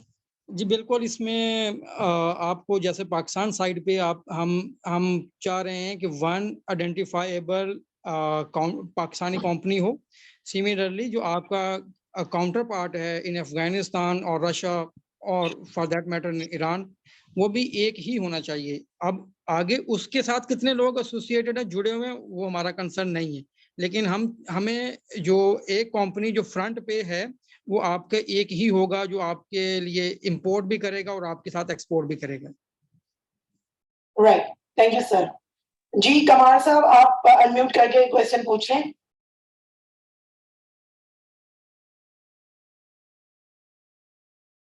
Ji champion कमाल साहब प्लीज अनम्यूट करके क्वेश्चन पूछ लें। अस्सलाम वालेकुम। वालेकुम अस्सलाम। मुझे ये एक बात थी, कंसर्न था, ये अफगानिस्तान और ईरान की जो इकोनॉमीज हैं वो इनफॉर्मल हैं, ठीक है। In case of any dispute और in case of any conflict कोई बीच में ऐसा कॉमन प्लेटफॉर्म है जहां पे हम मसले को सॉल्व कर सकें इस जो बार्टर ट्रेड प्रोग्राम के तहत जो भी हम चीज कर रहे होंगे गवर्नमेंट लेवल पे या किसी भी लेवल पे। इवन दो आप कह रहे हैं बिजनेस हम करते हैं, बिजनेस के एज अ बिजनेसमैन करते हैं, लेकिन बीच में in terms of conflict management कोई डिस्प्यूट की फॉर्म में कोई गवर्नमेंट लेवल पे या किसी कमीशन लेवल के ऊपर कोई फैसिलिटी या कुछ अवेलेबल है या होगा फ्यूचर में? जी हमारे पास डॉक्टर आमिर साहब मौजूद हैं ईरान से। आई वुड रिक्वेस्ट कि सर अगर आप इस पे थोड़ी सी रोशनी डाल सकें। जी जरूर। अस्सलाम वालेकुम जी, गुड आफ्टरनून एवरीवन। मेरी आवाज आ रही है आपको सबको? बिल्कुल। मेरी आवाज क्लियरली आ रही है जी? आई एम सॉरी अपना बिल्कुल क्लियर आ रही है, प्लीज गो अहेड। ओके जी थैंक यू वेरी मच जी, thank you very much for the question. इस सिलसिले में अर्ज ये है कि जी अपना आपकी बात ठीक है कि ईरान इकॉनमी तो खैर इनकी इनफॉर्मल नहीं है, लेकिन इनके साथ जो हमारी जो ट्रेडिंग जितनी भी है वो सारी इनफॉर्मल है सो टू से। और लेकिन ये है कि नॉट टू से कि हमारी इनके साथ ट्रेडिंग नहीं है। ईरान पाकिस्तान का एक बहुत बड़ा सब्सटेंशियल पार्टनर है अगर आप इनफॉर्मल ट्रेड की फिगर्स को अकाउंट फॉर करें। बाकी स्पेसिफिकली जो आपका क्वेश्चन है तो उसके बारे में अर्ज ये है कि जो हम चीज़ डिस्कस कर रहे हैं barter trade, actually this is going to be the only formal means of doing trading with Iran। अभी हमारा बैंकिंग चैनल नहीं है, अभी तक जितनी भी ट्रेड हो रही है इनफॉर्मल हो रही है। और आपकी बात ठीक है कि जब डिफॉल्ट्स होते हैं तो बिल्कुल उसके अंदर कोई वो रिकोर्स नहीं होता क्योंकि थर्ड कंट्रीज इन्वॉल्व होते हैं या कभी इनफॉर्मल पेमेंट्स हो रही होती हैं, तो जाहिर है वो जब आदमी का वो होता है तो उसमें ही has nowhere to go. लेकिन जो बार्टर के थ्रू डील्स हो रही हैं जब होंगी, मतलब इसमें एक वो वाली बात है जो मैं पहले इससे पहले सर चीमा साहब ने पहले ऑलरेडी बता चुके हुए हैं कि जब भी एक्चुअलाइज होगा तो it will be a legal मतलब tender between the two parties. तो इसके बारे में आप रेस्ट अश्योर्ड रहें कि एक आम कंट्री के साथ आपकी जो रेगुलर डील होती है एक रेगुलर कमर्शियल कॉन्ट्रैक्ट के तहत, ये उतना ही प्रोटेक्टेड होगा जो चीज़ बार्टर के थ्रू फ्लो करेगी। लेकिन इसमें मेन बात वही वाली है कि इसमें इट्स अ रेसिप्रोसिटी। इसमें जो दूसरी गवर्नमेंट है उसको भी एक सिमिलर मैकेनिज्म बनाना है, क्योंकि होना तो ये कंपनियों के बीच में ही है, लेकिन इसमें ओवर आर्चिंग जो मैकेनिज्म है, इस तरह हमारी गवर्नमेंट ने नोटिफाई कर दिया है कि ऐसा ही एग्रीमेंट, एक ऐसा ही मैकेनिज्म नोटिफाई करना है दूसरी गवर्नमेंट को भी, क्योंकि कस्टम ने जो एजुएशन करनी है हमारी साइड पे, कस्टम उसको एक वी वॉक के खास खाने में बुक कर रहा है बीटी बार्टर ट्रेड के। तो ऐसा ही मैकेनिज्म दूसरी गवर्नमेंट ने भी बनाना है, उसके सेंट्रल गवर्नमेंट को भी ऑन बोर्ड होना है कि ये जो चीज़ें जा रही हैं इनके अपना ल्यू में हमारे पास डॉलर नहीं आ रहे बल्कि ये नेट ऑफ हो रही होंगी थ्रू अपना इक्विवेलेंट एक्सचेंज ऑफ कमोडिटीज। तो यहाँ से भी इसी तरह से एक प्रोसीजर नोटिफाई होना है। लेकिन जब ये हो जाएगा और ये एक, तो it will be the actually Iran के कॉन्टेक्स्ट में बार्टर इसलिए ज़्यादा इंपॉर्टेंट है कि दिस इज द ओनली मतलब legal means available for legally trading with Iran. यहाँ पे एब्सोल्यूट सैंक्शंस हैं, हमारे बैंकिंग चैनल बिल्कुल है ही नहीं है। तो इसलिए वो जिनका भी क्वेश्चन था मैं इनको बताना चाह रहा हूँ कि बार्टर के थ्रू जो डील्स होंगी ना, they will have as much sanctity as any other regular trade with any other country। तो rest assured इस सिलसिले में ये कॉन्ट्रैक्ट ज्यादा प्रोटेक्टेड होंगे। थैंक यू जी। Right, thank you so much sir, आपने काफी डिटेल में इसको एलोबरेट कर दिया और आई होप कि कंपनीज को समझ में आ गया होगा कि क्या तरीकेकार होगा। सो आई वुड रिक्वेस्ट कि स्टूडियो 7 जो है वो प्लीज अनम्यूट करके अपना क्वेश्चन पूछ लें। अस्सलाम वालेकुम। वालेकुम अस्सलाम। मैं महमूद अली अर्ज कर रहा हूँ स्टूडियो 7 से, और इसमें बेशतर चीजें तो गाय बगाए आ गई हैं, कुछ दूसरे लोगों की तरफ से भी जो सवालात जहन में डेवलप हो रहे थे, लेकिन एक दो सवाल स्टिल अभी थोड़ी सी क्लैरिटी के लिए मैं जानना चाहता हूँ कि नंबर 1 चीज के ये जो TDAP ने एक बहुत अच्छा एग्रीमेंट बनाया है ये ईरान, रशिया, अफगानिस्तान ये कंट्रीज के साथ बार्टर का, इसकी कोई मुद्दत तय हुई है कि during this to this period ये रहेगा? नंबर 1 चीज। नंबर 2 क्वेश्चन ये है कि जैसे आपकी तरफ से ये फरमाया गया कि जी कलेक्टर ऑफ कस्टम्स जो है इसके ऑथराइज पर्सन होंगे और वो आपको 1 साल की परमिशन देंगे इसके लिए, तो डू यू थिंक 1 साल इसके लिए काफी है इस काम के लिए? ये दूसरा सवाल मेरा। तीसरा, राना वहीद साहब ने सवाल कर ही लिया था बहुत पहले, जो कि आगे से कि स्टूडियो 7 बेसिकली फर्नीचर मैन्युफैक्चरर और इंटीरियर डिजाइनर है, तो उस हवाले से कि अगर हम फर्नीचर के एवज कुछ बार्टर करते हैं तो इसलिए हम सिर्फ फर्नीचर मैन्युफैक्चर है और इंटीरियर डिजाइनिंग है, तो जो कमोडिटीज इस जो आपने लिस्ट में बताई हैं तो उसको हम किस तरह, ये जो एक अफादियत TDAP ने बनाया है कि कोई कारोबार को भी अफादियत हो और गुड्स एक्सचेंज हो, तो उसका इन किस तरह हम कुछ करेंगे? Thank you. जी सर, नहीं, आई वुड रिक्वेस्ट कि आप इसका आंसर कर दें। जी thank you very much. 3 question हैं। नंबर 1 पे के टाइम ऑफ SRO या इसे किस मुद्दत, कितनी मुद्दत के लिए SRO, तो ये SRO एक इनडेफिनेट पीरियड के लिए लागू किया गया है like any other law in the country. और बाकी ये है कि इसमें बाकी लॉज की तरह इसको भी गवर्नमेंट किसी भी स्टेज पे अमेंड कर सकती है और इसको अगर जरूरत पड़ी, अगर ये ना कामयाब हो सका खुदा ना खास्ता, तो इसको वो विड्रॉ भी कर सकती है। तो लेकिन जो भी ट्रांजैक्शन इसके अंदर हो चुकी होंगी उसको फुल प्रोटेक्शन होगी, नंबर 1। नंबर 2, आपका सेकंड क्वेश्चन था कि जो परमिशन है हम उसको वर्ड यूज करते हैं ऑथराइजेशन, वो 1 साल के लिए होगी और वो आपके ख्याल में 1 साल का पीरियड कम होगा।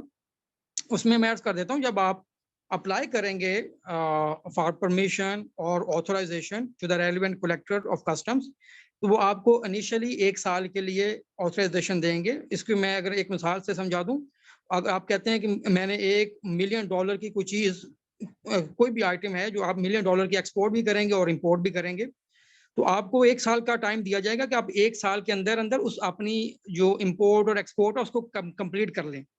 जब आप वो कंप्लीट कर चुके होंगे, अगर आप उसको विद इन 3 मंथ्स कंप्लीट कर चुके हैं, वो तो हमने ट्रेडर्स की सहूलत के लिए एक लंबा पीरियड दिया है। अगर आप अपनी जो भी आपको ऑथराइजेशन अलाउ की गई है वैल्यू $1 बिलियन की या $100 मिलियन की आपको अलाउ की गई है और आपको 1 साल का टाइम दिया गया है, लेकिन अगर आप उसको सिर्फ 3 महीनों में पूरा कर लेते हैं तो आप अगेन एक न्यू रिक्वेस्ट फाइल करेंगे कलेक्टर साहब के पास कि मुझे मेरी वो ऑथराइजेशन कंप्लीट हो चुकी है, मुझे न्यू आगे मजीद भी ट्रेड करनी है, तो मुझे आप मजीद एक एक और ऑथराइजेशन अलाउ करें। तो ये 1 ईयर का जो टाइम है एक्चुअली ये ट्रेडर्स की फैसिलिटेशन के लिए है, और आप इसको नया कॉन्ट्रैक्ट भी लेके आ सकते हैं जब भी आपका कॉन्ट्रैक्ट खत्म हो जाए। आपका थर्ड क्वेश्चन था कि लिस्ट ऑफ कमोडिटीज, उसमें मैं पहले भी अर्ज कर चुका हूँ कि इनिशियली चूंकि इसके पीछे जो लॉजिक है या जो इसके पीछे जो एक स्पिरिट है वो है कि कंपनी ने इंपोर्ट और एक्सपोर्ट की वैल्यूज को नेट ऑफ करना है। अब वो कौन सी कंपनी होगी, हमारे हिसाब से अभी इनिशियली एक ही कंपनी होगी जिसको हम रिस्पॉन्सिबल ठहराएंगे कि वो with in the stipulated time period अपनी वैल्यूज को सेटल करे। तो आपने अगर एक डिफरेंट कमोडिटी में ट्रेड करनी है वो आप ट्रेड कर सकते हैं, आपको ऊपर कोई कदगन नहीं होगी, लेकिन मजबूरी ये है कि इनिशियली हम आपको ही एक कंपनी को ही रिस्पॉन्सिबल ठहराएंगे for both import and export transactions. Thank you. Thank you so much sir. मियां शफीक साहब, आपसे रिक्वेस्ट करूंगी कि आप अनम्यूट करके क्वेश्चन पूछ लें।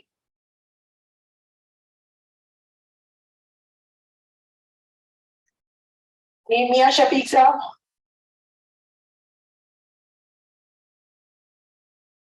आपकी हमें आवाज नहीं आ रही है। साकिब साहब, आप अनम्यूट करके क्वेश्चन पूछ लीजिए प्लीज। शुक्रिया मैडम।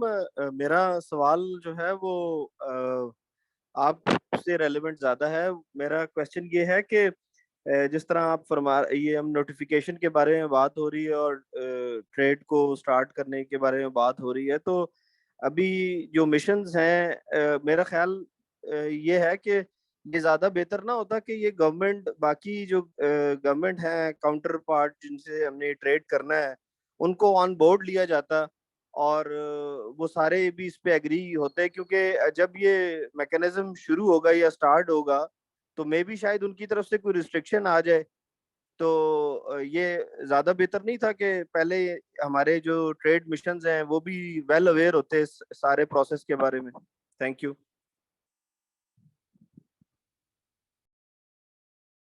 जी, जैसे कि आप अभी जो है वो नईम साहब ने आपसे बताया कि अभी ऑलरेडी इसके ऊपर नेगोशिएशंस चल रही हैं और इसको री एग्जामिन किया जा रहा है। तो ऑब्वियसली ये अभी प्रोसेसिंग स्टेज पर है। बहुत सारी चीजें इसके अंदर ऐड ऑन हो सकती हैं, बहुत सारी चीजें इसके अंदर से ओमिट हो सकती हैं। सो ये अभी इन प्रोसेस है और चीजें अभी चल रही हैं। होपफुली जब ये फाइनलाइज हो जाएंगी, मिशन से भी हमारे कांटेक्ट में है और उनकी गवर्नमेंट भी जो है वो अपनी ट्रेड बॉडीज के साथ इन कांटेक्ट में है, तो सारी चीजें इन प्लान ही चल रही हैं। देखिए, ट्रेड मिशंस आपने कहा ना, ट्रेड मिशंस हमारे अवेयर हैं, वो अभी हमारे साथ मीटिंग में भी हैं। आपने क्वेश्चन भी पूछा, उन्होंने आपको जवाब भी दिए। मैकेनिज्म पाकिस्तान ने तो डेवलप कर दिया है, लेकिन अभी दूसरी साइड से आना बाकी है। ये सेशन हमने रखा था आपके अवेयरनेस के लिए। आपको ये तो बड़ी डिमांड हमें आ रही थी कि ये जो कंट्रीज है अफगानिस्तान, ईरान और रशिया, इसके साथ बार्टर स्टार्ट किया जाए, तो उस पर एमओसी ने अब ये ट्रेड लीगलाइज कर दिया है। मैकेनिज्म हमारी तरफ से तो बन गया है ना, अभी वहां से भी आहिस्ता आहिस्ता सब चीजें होती जाएंगी। जी, किसी और को कोई क्वेश्चन है related to the barter trade mechanism? Ma'am question तो नहीं है, बस मैं थैंक्स करना चाहता था टीडैप को और एमओसी का तो जो उन्होंने इतना अच्छा सेशन ऑर्गेनाइज किया। Thanks for that. So much. So हम इसको सेशन को कंक्लूड करते हैं और ये पूरी वीडियो जो होगी, जो रिकॉर्डिंग पर है, ये इंशाल्लाह ताला टीडैप के ऑफिशियल यूट्यूब पेज पर अपलोड कर दी जाएगी, ताकि आप लोग अगर देखना चाहते हो तो आप इजीली वहां से देख सकते हो। और बाकी जो भी प्रोग्रेस होती रहेगी इंशाल्लाह ताला सारी एसोसिएशंस को, एक्सपोर्टर्स को हम लोग लूप में लेंगे और उनसे डिस्कस करते रहेंगे। जी आसिफ इकबाल साहब, आपका कोई क्वेश्चन है? जी, इस हवाले से अगर मैं ये चाह रहा था कि जितने ट्रेड मिशंस हैं इनके डायरेक्ट कोई कॉन्टैक्ट नंबर्स और ईमेल्स शेयर कर दें, ताकि जिसको हो कोई कंसर्न तो वो कांटेक्ट कर ले। इनकी इंफॉर्मेशन हमारे commerce.gov.pk पर अवेलेबल है, ट्रेड मिशंस अब्रॉड में। अगर आप वहां जाएंगे तो आपको इनकी पूरी डिटेल्स मिल जाएंगी, जितने भी हमारे मिशंस हैं। Thank you. Thank you so much. और मैं रिक्वेस्ट करूंगी हमारे डायरेक्टर से कि वो एक कंक्लूडिंग रिमार्क्स दे सकें सेशन पे, ताकि हम ये सेशन जो है वो कंक्लूड कर सकें। जी जनाब, DDAP बहुत थैंकफुल है अपने हमारे trade minister Russia mister Shaukat Hayat Cheema साहब के, हम बहुत मशहूर हैं। हम अपने TIC ईरान आमिर साहब के बहुत मशहूर हैं, और हमारे तमाम trade association, ministry of commerce के आप सब लोग यहाँ पर आए और ये एक बामकसद फ्रूटफुल सेशन हम लोग कर पाए। थैंक यू जी, थैंक यू सो मच। और गाय बगाए हम लोग आप लोगों को डिफरेंट सेशंस में इन्वॉल्व करते रहेंगे, ताकि आप लोगों की प्रेजेंस जो हो वो हमें इनपुट भी दे सके और लेटर ऑन हम उनको इम्प्लीमेंट भी करवा सकते हो। Thank you so much, have a good day and Allah Hafiz.